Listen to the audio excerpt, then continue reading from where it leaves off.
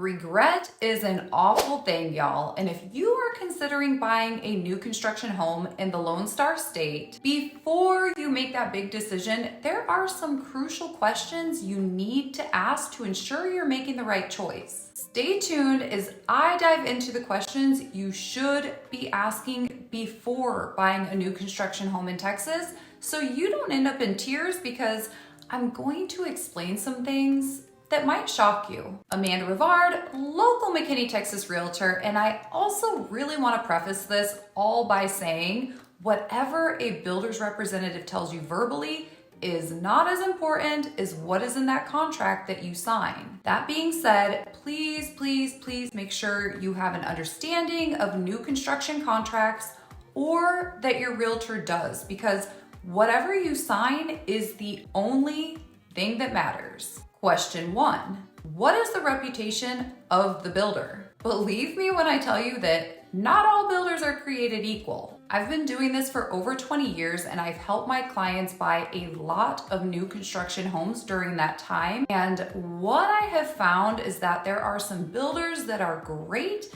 and there are some builders that you want to run from like they have the plague.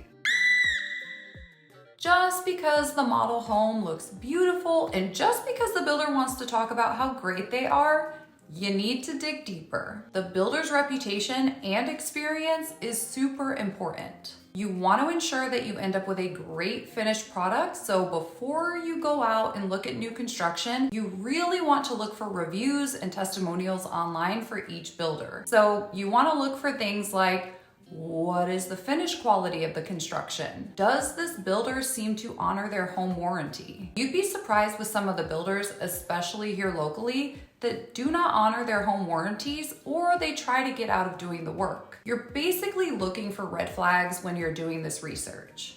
Question 2.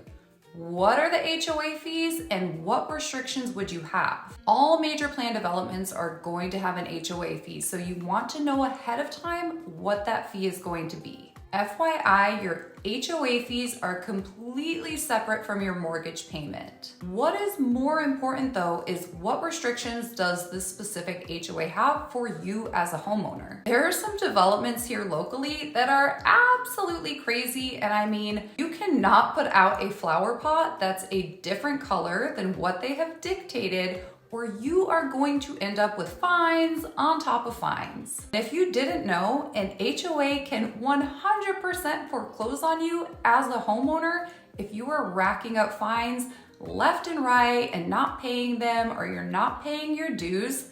That is wild, but it is legal and it happens. Question 3, what should you estimate the property taxes to be the following year after purchase? A lot of home buyers are not aware that when the builder factors in your property taxes prior to closing on the home, it's usually a very small amount. That's because the property taxes were based on the land value as a vacant lot. That being said, your first year of mortgage payments are going to look substantially less than what they will be the following year. After your home is built, your property taxes are going to go up substantially because your lot now includes a home which is valued a lot more than just a vacant lot. So you want to be prepared.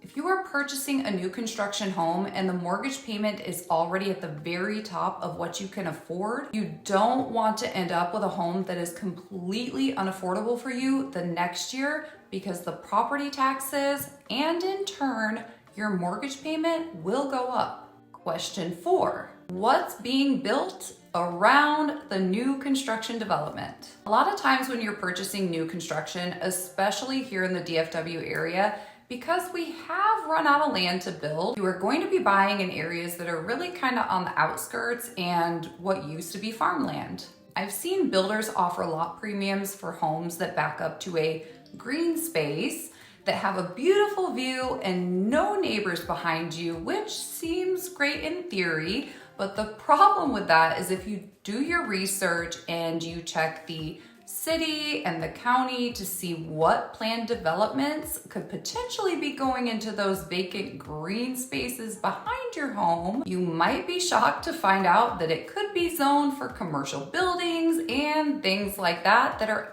absolutely going to tank your value. Now that's worst case scenario. A lot of times there will end up being other residential developments in that space in the future, so don't anticipate always having that nice wide open space and beautiful view behind you. And if that's the case, why would you want to pay a lot premium for something that's a great feature initially that's only temporary? Question 5. What is the earnest money and is it refundable? Standard earnest money when you purchase a home is around 1% of the sales price. With builders, that is not the case and it can vary greatly. I've seen some builders only charge a $500 earnest money, and I've seen builders charge $10,000 earnest money. It's rare, but there are some builders who will refund your earnest money if there is an extenuating circumstance. However, for the most part, earnest money is not refundable. This is why it's crucial to not only ask these questions of the builder, but to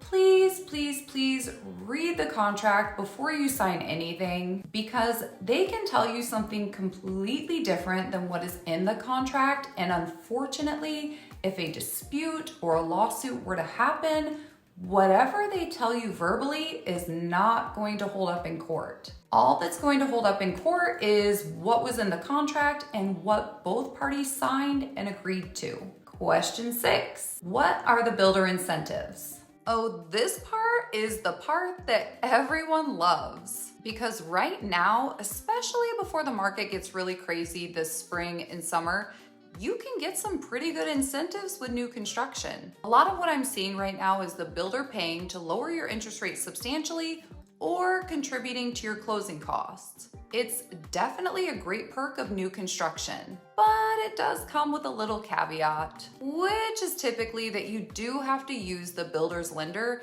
and sometimes also their title company in order to get these incentives. I always tell my clients that you are not going to be married to the lender, and truthfully, the builder's lender's service a lot of times is going to be subpar in comparison to other lenders. So just a heads up, it may be more stressful using them throughout the process, just in terms of communication and things like that.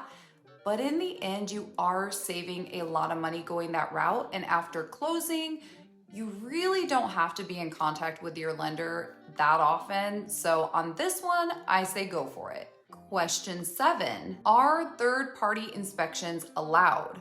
A lot of builders will try to discourage you from having a third-party inspection. They will tell you that they do inspections themselves and that a third-party inspection is not necessary, but they are 100% necessary. You want an unbiased party to go through that home with a fine-tooth comb to ensure that the work was done correctly. I've had some third-party inspections on new construction come back significantly worse than older pre-owned homes, and that is not okay. You want to do this to protect yourself so that these items can be corrected before you close on the home. There are some builders who have started putting into their contract that you cannot get a third-party inspection.